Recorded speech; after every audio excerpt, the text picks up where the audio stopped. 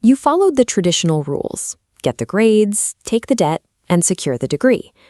But for many, the reward for that decade of effort is a job that barely covers rent, paired with the constant, quiet anxiety that your role could be automated away by next year. Take Joey. He graduated at the top of his class and earns about $5,400 a month. But after student loans and the cost of living in a major city, he's effectively broke. Contrast that with Kai. He was kicked out of high school and never attended college. Today, he makes $15,000 a month, travels at will, and uses AI as a tool to expand his income rather than a threat. This happens because the school system is designed to standardize people. It identifies your natural weaknesses. Maybe you struggle with math or public speaking, and forces you to spend years of your life trying to bring those deficits up to average. This focus on standardization has a measurable cost. A study of divergent thinking, the ability to see dozens of possible solutions to a single problem, found that 98% of 5-year-olds test at a genius level. By the time they reach adulthood, that number drops to just 2%. Schooling replaces your natural ability to see multiple paths with a search for the single right answer provided by an authority. When you lose that ability to see alternative paths, you become a standardized commodity.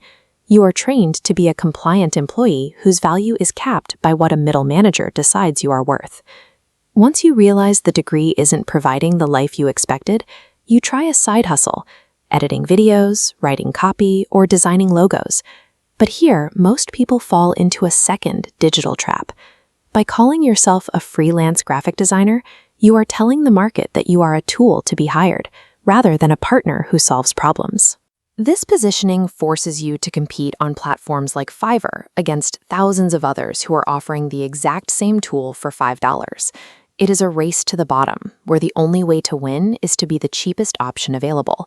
You end up on a digital hamster wheel, working 18-hour days for demanding clients, making constant revisions for pennies.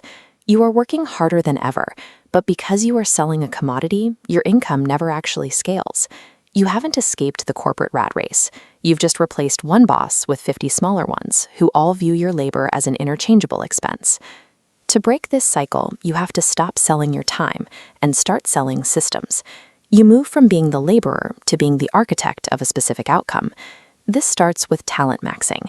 Instead of trying to fix your weaknesses, you identify the 2% of divergent thinking you have left and lean entirely into your innate strengths.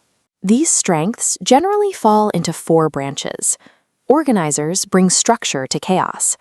Analysts find the patterns in the noise. Communicators influence people to take action. And creatives connect dots to build new ways of doing things. Because schooling forced you to be well-rounded, you might feel pressure to do all 4. But your market value increases the more you specialize. Find your lane and refuse to work outside of it. You then apply that talent to one of 3 specific business needs: making a company money, saving them money, or saving them time. If your service doesn't check one of these boxes, the market will treat you as an optional luxury rather than a necessity. By matching your natural cognitive strength to a concrete economic result, you move from an interchangeable freelancer to a specialist who provides a specific ROI. You don't need a 4-year degree to start this. You just need an iterative feedback loop that replaces classroom theory with market experience. First, you define a simple service, like editing short-form videos for local realtors. Then you sell. You pitch it before you feel ready.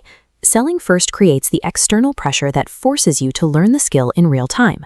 When there is actual money on the line, you enter the deliver phase. The stakes of a real client will teach you more in 2 weeks than a textbook will in 6 months, because you are solving live problems, not hypothetical ones. Once you've delivered, you fix. You look at where the process was slow or painful and use AI to automate those specific bottlenecks. You are essentially using technology to replicate your own manual effort. Finally, you systemize. You use software like Odoo to handle the backend, the invoicing, the project tracking, and the follow-ups. This makes you hyper-reliable. When you are reliable, you aren't just a creative, you're a professional system. This loop is how you bridge the gap between having a talent and running a business. Each time you complete the circle, your service becomes faster for you to deliver and more valuable for the client. Once you have a working system, your conversation with a client changes. You are no longer asking for a job, you are offering an investment. A freelancer sells a tool, like a logo or a video, but you are selling a blueprint for a result. For example, instead of saying, "I build AI chatbots," which sounds like a tech expense, you say, "I automate your lead qualification to save your sales team 20 hours a week." The technical work is identical, but the value is vastly different. If those 20 hours are worth $5,000 to the business owner, paying you $2,000 to solve the problem is a logical, easy decision. When you position your work as a direct contributor to a company's bottom line, you stop being a cost they want to minimize and start being an asset they want to grow. Reaching $10,000 a month isn't about working more hours or finding more clients. It's about solving 2 or 3 of these high-value problems using a system you've already built.